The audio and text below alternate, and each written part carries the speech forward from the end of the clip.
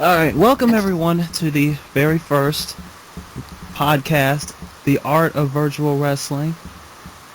I am your moderator of sorts, DWall, and I have three guests here with me, and I will let them introduce themselves to all of you.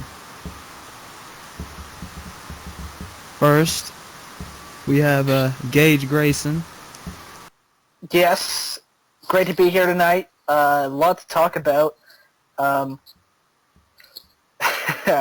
I'm. And then we have Malik Brown with us. Oh, hey, how's it going?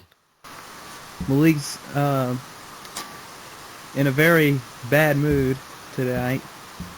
So I'm not really in a bad mood, per se. I don't know where you're getting that from. I don't know where I'm getting it from either, honestly. Just took us a long ass time to get this podcast going. Yeah, it took us so long to start this kind of off-topic reference. And then, last but certainly not least... Sir, I got this for you.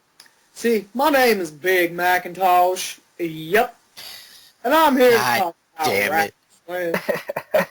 Fucking Christ. Yeah, so Actuality, guys, I'm sorry. See, that's not really whatever the fuck he said he was. Well, See, my name is Big Macintosh. Thank you very much. No, that's Hank Hill, ladies and gentlemen. You know, Hank Hill, the sales propane. I sell propane and propane accessories. So tonight, if you guys have not already heard, WEDF has ended. At least... They didn't have enough propane and propane accessories. And tonight we are talking about the future of virtual wrestling because of WEDF apparently ending tonight. So I'm going to turn it over to Gage now because I know he's had something he wants to say about this. So Yeah, I mean, it's a huge shame. I got my starting call from Frank. He was looking for commentators, and I added him on Skype, and there you go. I just kind of learned from there. And it sucks. WEDF kind of brought a lot of people up into the CAW scene. It really helped. It was kind of the staple for a while, and sucks to see it go, but I mean, personal stuff catches up, and Frank's not going to want to do this forever, and if he wants to go do his own stuff, then there's more than enough room in CAW for more stuff to be happening that'll succeed WEDF. yeah, I mean, I know there's some people that have started to say that CAW is going to die because WEDF isn't around anymore, and I know that Malik got really upset about that when we talked about this before the podcast started. And in that front, I'm going to turn it over to him because I know he got really upset about this. I didn't get upset, more along the lines of annoyed. Because the mindset is this. Everything that is on the internet that we follow as a hobby or we like is part of a bigger thing. It's part of a community. Virtual wrestling, CAW, doesn't matter what you call it, it's a community. And there's sub-communities within that community. Just because a show ends doesn't mean that it's the end of, it's the end of CAW, it's the end of CAW, or it's the end of virtual wrestling. Just because a show stops producing, or the guy or the owner of it just automatically stop. This is the same damn thing that happens whenever when a favorite user leaves and everybody goes up in arms because, oh man, this is the end of such and such, this will never be the same again. I understand if your interest is now gone because of something like this, now that like if you watch WEDF and now your interest in the call is dead because WDF is dead. Okay, whatever, that's you. But don't come around saying that CAW's dead because WDF is gone. No. You know, a couple of years ago, people bitched about how since no DQ CAW is no longer doing shows anymore, oh, CAW's kind of dead. Or, oh, SCAW isn't doing shows anymore. Oh, SCAW is like kind of going on a hiatus, so CAW's not going to be the same anymore. Oh, this, no. Just because there's like so many different leagues out there, it's not even funny. They don't get the same, you know, attention that WDF has, but there's still shows out there. So it's not dead.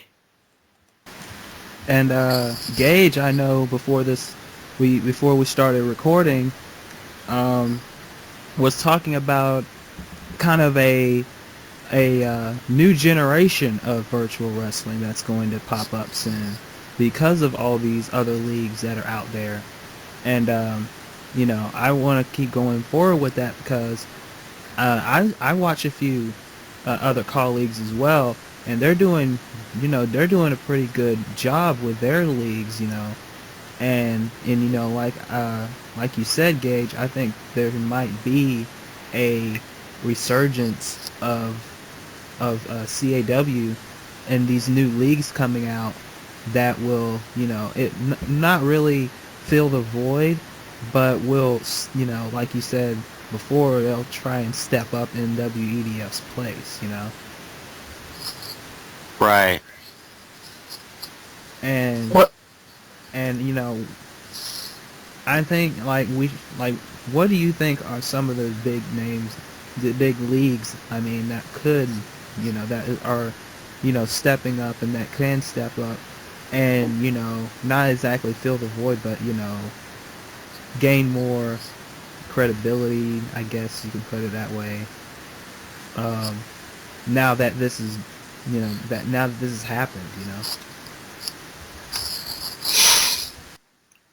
Well, you look at something like CCE, for example, and shows like that, and they get 3,000 views per episode. They don't have the output that WEDF had, nor will they ever be able to, but if per show you're able to garner as many views as a WEDF pay-per-view, I think there's still a huge market available, and there's still a huge untapped community of people that we don't know. You know, I'm seeing and finding leagues all the time, and these are people that we don't know, and they're unaffiliated with any of the groups within CAW.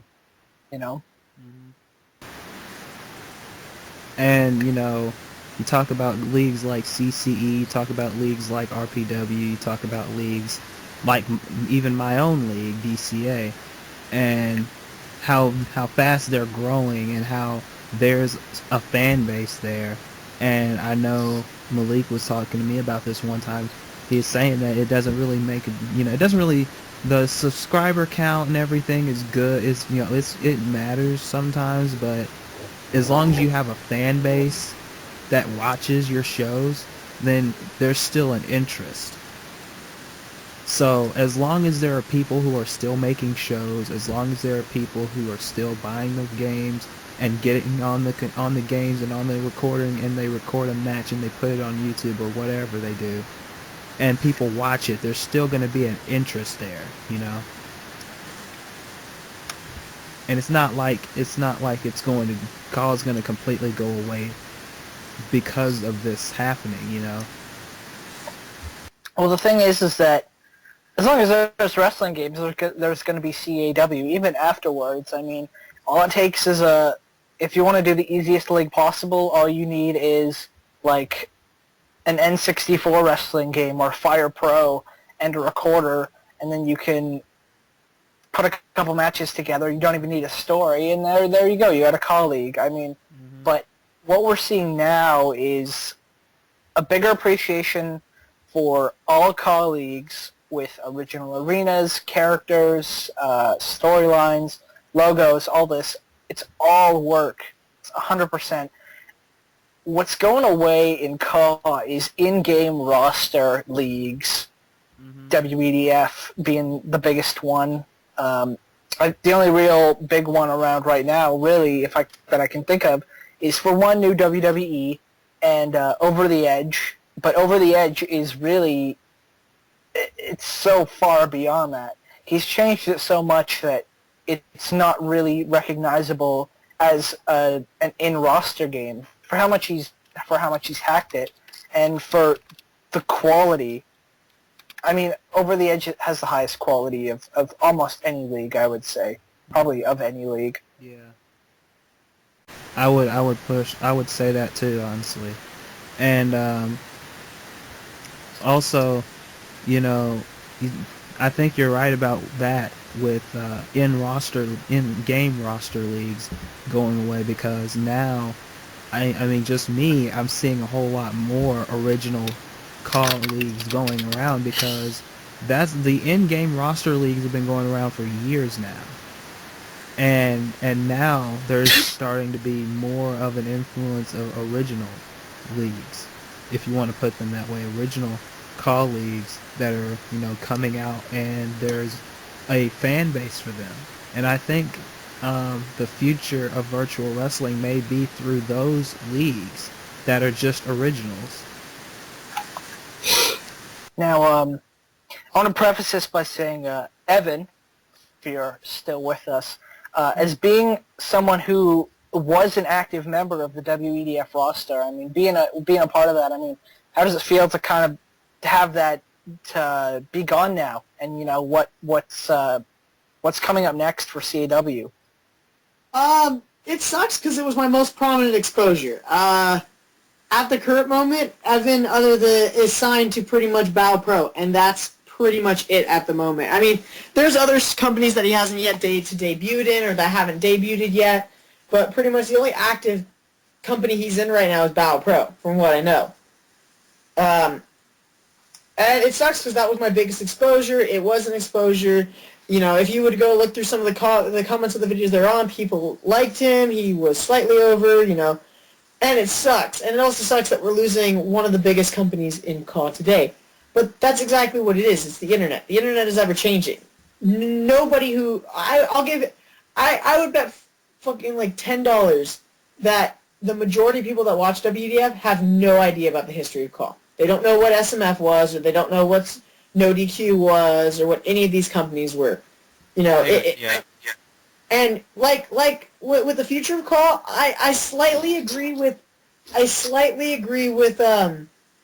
I could agree more with Garrett if it wasn't for the fact that CAW companies that use fantasy characters are still around, and they're still relevant, and they're still kind of popular.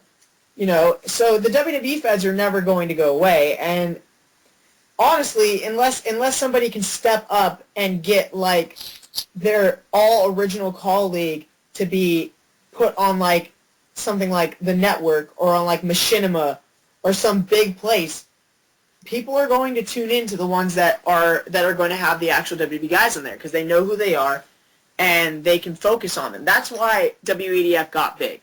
WEDF got big because it had the WWE guys in it. If it didn't have those guys, it would not have gotten as big as it did. Because it's just like going to an indie show. If you go to an indie show, you don't know anybody there. You don't know who to cheer for. You don't know who's popular or not. And it's just like watching an original CAW fan. No one knows who the fuck Evan O'Shea is. Someone who just logged into a WEDF video, they don't know who Joshua Bishop is. They don't know who Danny Jackpot is. They don't know who Evan O'Shea is. But they know who The Miz is. They know who Randy Orton is. And they're going to know, oh, well, those guys, I know who they are. They're cool. I like them. And that's why you see a lot of guys mix. Because people will come in for the WWE guys, and they'll see those guys, and they'll like those guys. And then they'll see guys like a Joshua Bishop, like an Evan O'Shea, and they'll get attached to these guys. Like a Zach Starr. And they'll get attached to these guys, and they'll want these guys over. And that was my big thing with WEDF, is I love Frank Dogg to death. I can tell you sometimes he's a huge idiot, but I love the dude to death. He's very nice. He's very kind. The problem is that he wasn't able to mold his company to be awesome. WEDF was a mediocre at best product. Like, legitimately. I could not sit through more than 10 minutes of an episode. And the problem was the commentary was normally bad. the booking was subpar. Subpar is not the word I'm looking for. It was There was some okay at good best. booking. I would concede. There was some good booking, but it was like it had its issues. And I think the biggest problem is that he didn't, the fan base was rabid, and, he wouldn't listen to the fan base, and it's just like WWE right now. I understand that it's your show, and that you want to run your show how you want, but if guys are like, holy shit, Osha Jax is the greatest thing ever, why isn't he heavyweight champion? And it's more than just 5 people saying this, a good portion of your roster is saying this, and yet a single person on a forum that only 12 people in a month will visit say, you know what, Osha Jax shouldn't hold the world title, and he doesn't put it on him? Yeah, fuck your fan base. Let's believe the 23-year-old who still, for some reason, goes onto a dead form every day. Shooting. Osha, all I'm saying is Osha Jax should have been heavyweight champion long time ago. Very true. The fans were behind. The fans were behind him. Everyone was behind. A good portion of the fan base was behind him and wanted him to be champion. It was funny because when Danny Jackpot came back at what the Royal Reckoning, I think is what he called it, everyone was pissed off about it. No one wanted to see Danny Jackpot in the main event. Nobody wanted to see Danny Jackpot do anything. And he changed it immediately. I just want to say it's very strange. You can actually parallel it between what's going on in WWE right now. Oh my God! Jackpot as Batista and Jackpot. Yeah. Yeah, you can actually. WWF pulled the WWE years before WWE did it. People got sick of Danny Jackpot because the people Funny enough, that was that time. The fact of the matter is people who knew who Danny Jackpot were and they had seen him for years were sick of him. They were sick of seeing him in the main event. They were sick of seeing him always getting the title shots. They were sick of it. And the people who had only known him from WEDF, were sick of him too because he was pushed too much and he was going over people that they actually liked. Okay? The biggest thing with Caw is that if you have a big enough company like Frank Dog and you have a fan base and they have a voice, you should listen to that. You're in the position where you can listen to your fan base and really make a product that a fan can appreciate, that a fan's voice can be heard. Like when I ran EDF and I was getting all that flack from the Something Callful guys, I brushed it off and didn't take a single thing that they said seriously because everyone else who was giving me criticisms or constructive criticisms or feedback, the rant board and all this other places, was the exact opposite of what, Something Callful was saying. It would be, you're doing really good, this is what you need to change. And that's that was my problem with Frank Dog, is people would be like, why don't you bring in more original guys? Oh, I don't want to bring them in. You had a huge roster of original guys that you could bring in. Brent Harvenator would have been over as fuck. Lon Styles could have been a solid mid-card worker. There was a lot of original guys that were really big in the Something Callful scene, if not just the Call scene in general, that he could have brought in and made them stars, but he didn't. And instead, he stuck with the things, and the fan base went against it.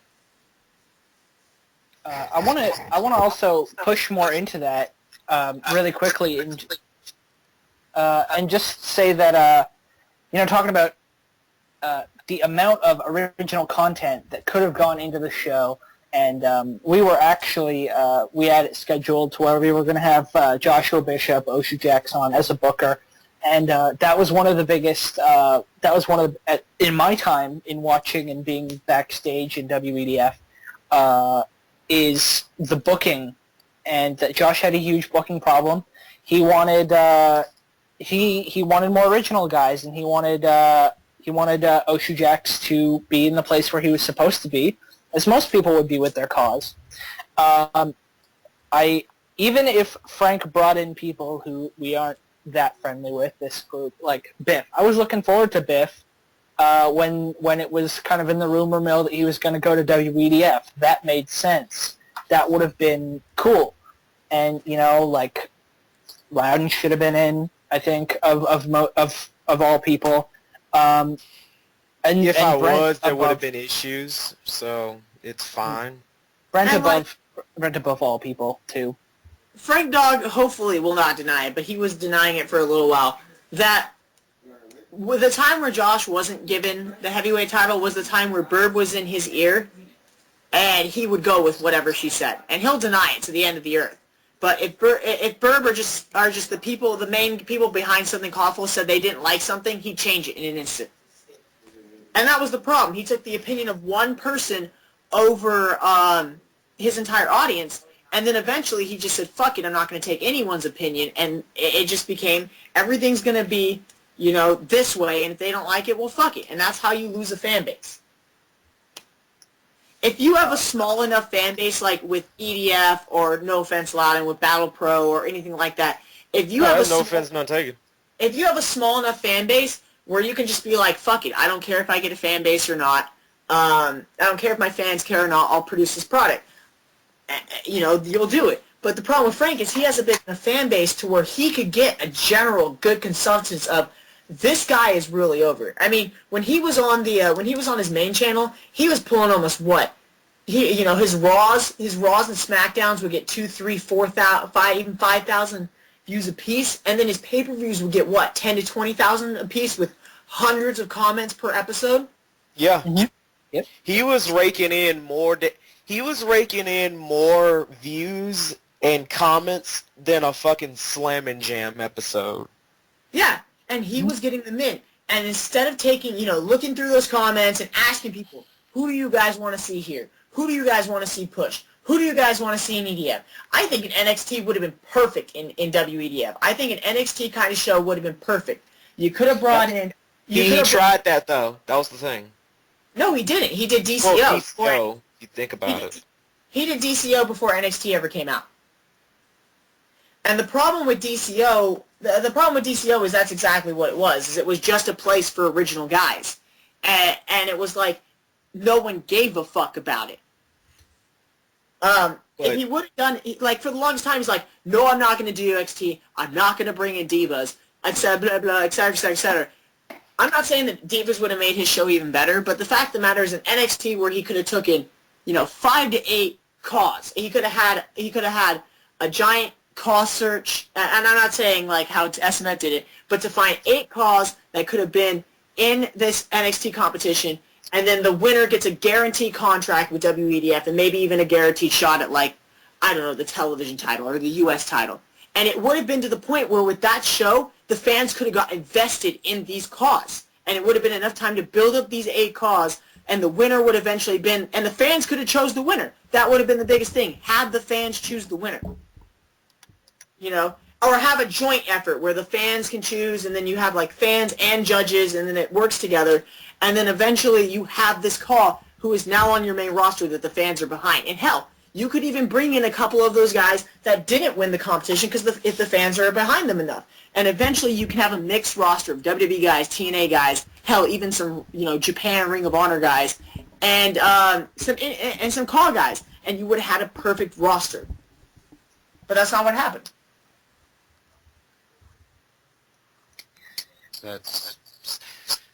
I'm literally lost for words because shit, Evan hit that on the head, actually. I can name every call, and I'm not going to count one of them because it's stupid. I'm going to name every call that was in WEDF at the end of it. Matt Icorn, Suspect, Joshua Bishop, Zach Starr, and Evan O'Shea. I'm not counting El Rojo de Mexico because fuck it. I don't even fucking give a shit. There was 5 calls at the end of WEDF in a roster of almost 100 people. There was 5 calls. And those 5 calls, people were behind. People were behind Zach Starr. People were behind Joshua Bishop. They were behind Evan O'Shea. They were behind Suspect, and they were behind Matt Icorn. The thing is I'm an Icorn fan. I like Icorn as a call. I don't really agree with his views as wrestling as a commentator, or we aren't in the same circles of call. But I like. I've never had a problem with Icorn. He was a solid U.S. champion, and I think that was another guy who I think he could have. But yeah, I was a big Icorn fan too. I loved the Matt Icorn call. I planned it. In the original bookings of EDF, he was going to win the Universal Heavyweight title down the line. I was big on Matt Icorn. I was going to have him be a monster heel. But it was just the person of Matt Icorn, Homer himself, who I'm not going to say is the biggest asshole I've ever met in my life. It's just he really just killed things for it. It made it to where, like, you know, if I put him over, the Something Callful group will be great, but everyone else who watches my show, which is a big portion, isn't going to be okay with it. So eventually I had no choice but to get rid of him. But this isn't about Matt. This is about fucking WEDF. Sorry about that. Yeah, you know what? Because I remember you brought Suspect up. You know, speaking of a guy who could have been big and never got the chance to be big. Oh, is it because of that little voice in Frank Dogg's ear? I'm just gonna say this because there was like a time where I used to watch WDF nonstop, and I used to look at the comments. I used to hear everybody. And you remember a time when Suspect was like super over? Oh yeah. Oh, like over as all hell. Like, oh shit, this guy's awesome. Yeah, the fans were hella behind Suspect. He was. Oh god, let me see. There was at least a good 3 or 4 times where Suspect in WDF was like so over he could have been main event pushed and never did. I want to say that $1 Million Congregation, fantastic tag team. I loved that tag team a lot, and that was one of my favorite things when I would watch WEDF. Is they were one of the more over tag teams. They were. The thing about the thing about Suspect was, like I said, he was over. He had a lot of chances to be something. There were plenty of times where if he could have been world champion in WDF, it never happened. Yeah. Because someone felt that he was too unrealistic. Oh my god. Yeah, he's too unrealistic. Something of that nature, I forgot, but that was the reason. And I mean, because you brought Oshi Jax up, and yeah, oh man, yeah, like you brought him up about the fact of he could have been a world champion at WDF. No, Suspect could have been would have been a world champion. It was that he should have been the world champion. Sorry, he should have been. Same with Suspect. You got to put, because if you're gonna bring him up, you got to bring Suspect up in the category too. Yeah. Because Suspect should have been a world champion as well, considering how over he got in just the majority of his singles runs. Hell, even tag team runs, he was like Suspect for world champion. You know. Yeah, I know. I'd like to. I'll bring this up. I just thought of this really quickly. I feel as though if Frank is adamant about this, and if he's really serious about this, he should release what the WrestleMania 3 plans were for, because I just saw in the comments of the video of him announcing it alone, people were wondering about WrestleMania 3, and I think if he's gonna work, if he's really done, he should service his fan base by letting them know what the last season, if he was going to end the season, would have looked like. Because I'm very interested in seeing if, like, let's say WrestleMania 3 was the last show, you know, what would have happened? Who would have gone over, you know? Danny Jackpot. Probably. Oh god. I know that Gage, you were talking about on that subject. You were talking about a multi-league tribute show for WEDF. If this really is the end of WEDF, you were talking about having a multi-league show to tribute WEDF and what all WEDF has done for CAW. I'm still considering it. I mean, I would submit a match for my upcoming league. I would be able to get people in on it. I just I don't know if I'm doing it or not. But if I were to, the support would be behind it, and people would like to see. I feel like there needs to be some kind of closure, no matter what. Mm-hmm. Like whether it be from Frank or from other people, and you know, whether you like it or not. Same with no DQ call is it made an impact on this as a hobby. I got into this as a hobby because of WEDF, and a lot of other people are the same. And that was a lot of people's first leagues, and that's a big deal. And I think, even if you don't do it, Garrett, somebody else, I might do it. Malik might think about it.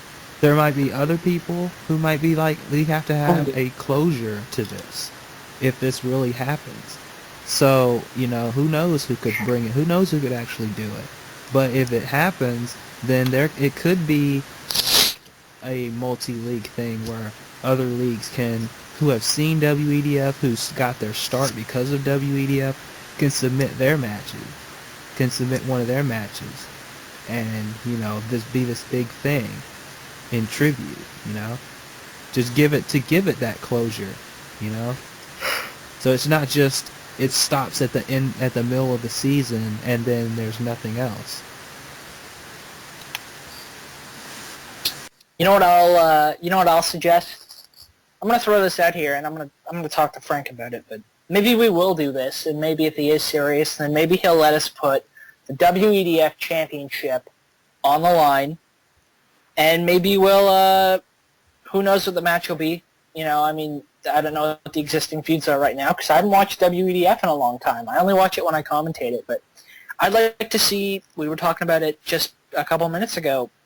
Have an original guy face the champion for the WEDF Championship in the main event. Have Frank record it. Goldberg. It's Goldberg. I don't know. The only original guy in WEDF that would make sense to even pin Goldberg would be Joshua Bishop.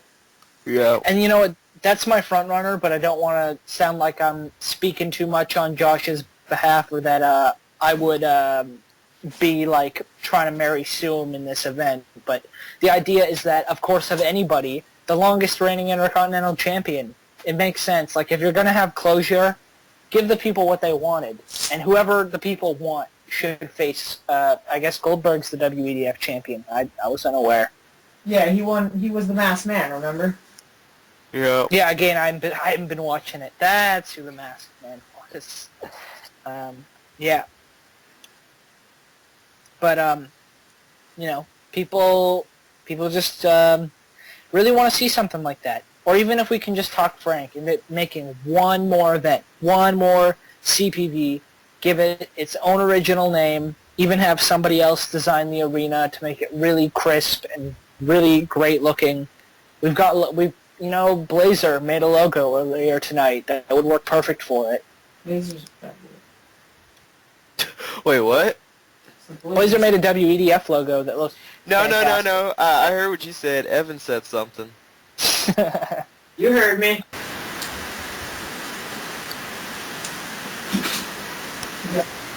I didn't catch what he said. I'm sure a rib. I'm sure some kind of dig at Blazer for making a logo so quick.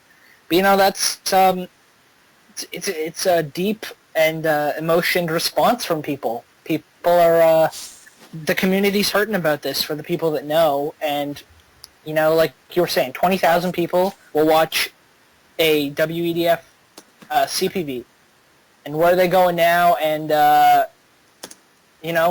what's left for them? What are they? And they're going to move on to other stuff, yeah, but they want to see WEDF. They want to see WEDF end properly. Well, I want to put in one final note because I actually must be going. Before I leave, my biggest thing is if WEDF is dead, Frank Dogg still has a subscriber base of about 1,500 people. It's not as big as his last one, which was almost 6,000. But he still has a subscriber base of 1,500 people on that channel.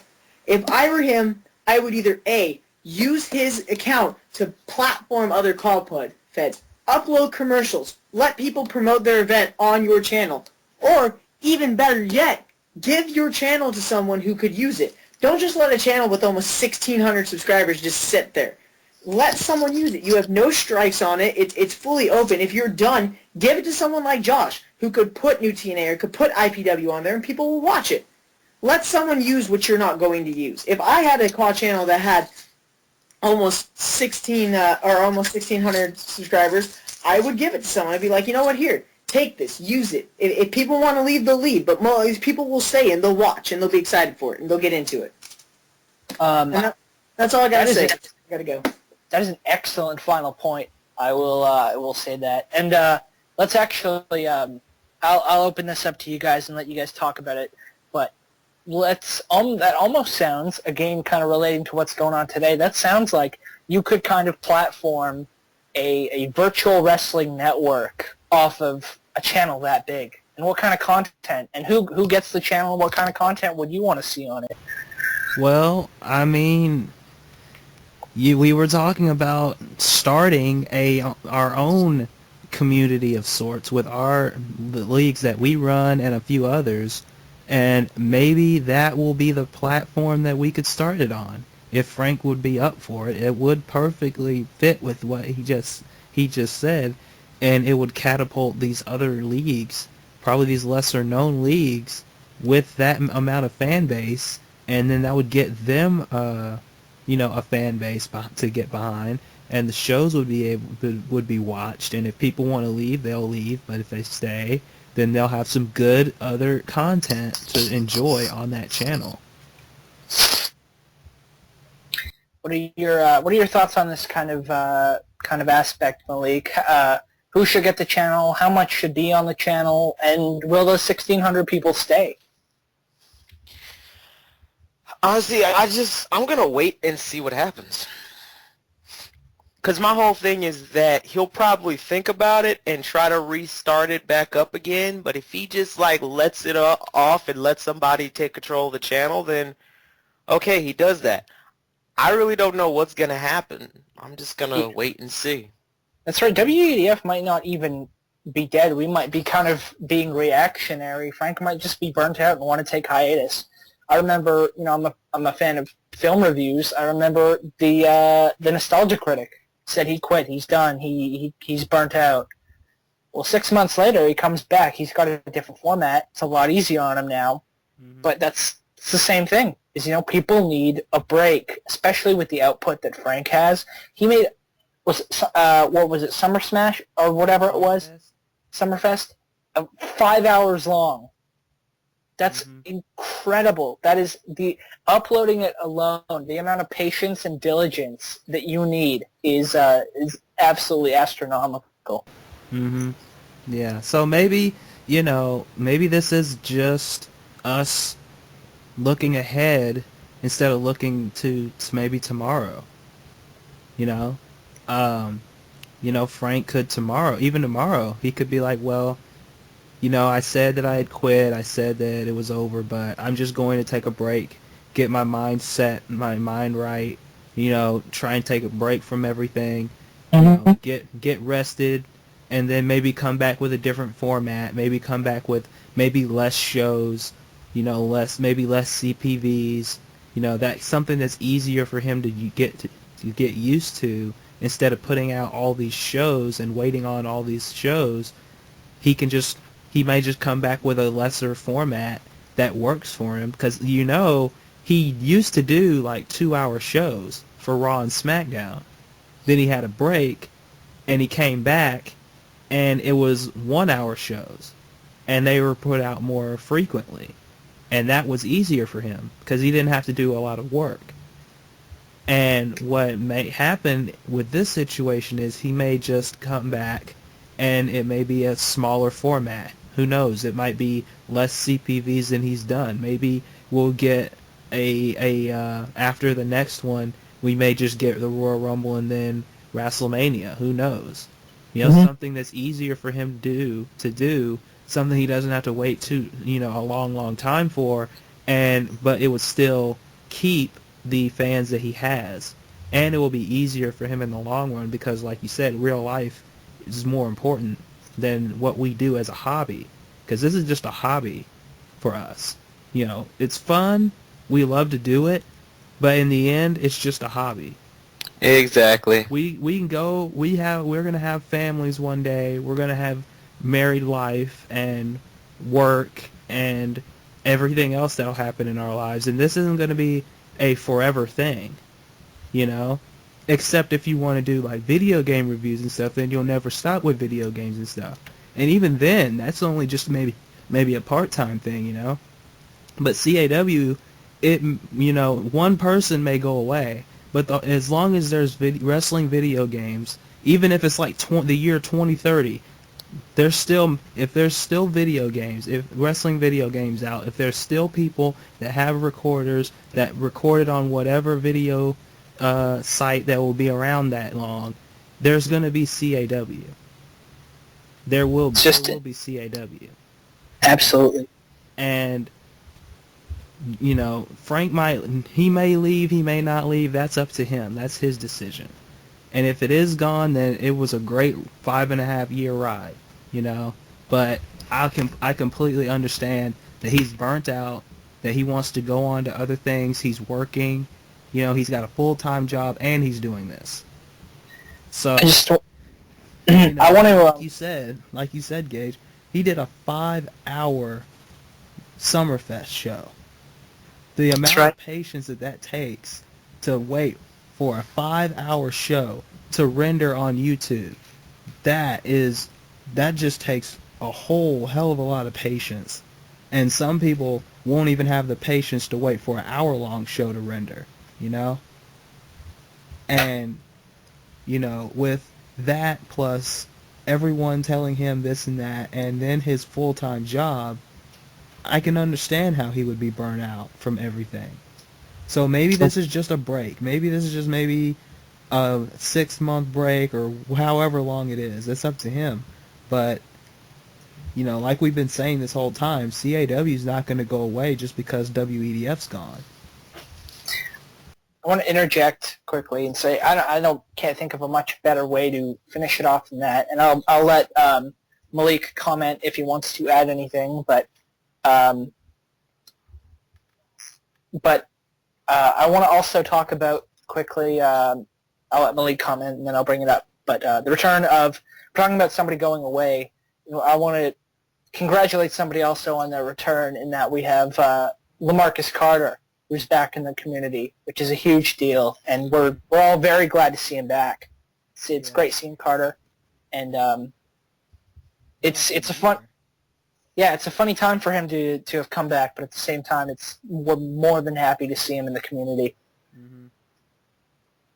It is awesome. Yeah, one of the commentators for WEDF. He was really good at commentary as well, like really, really great.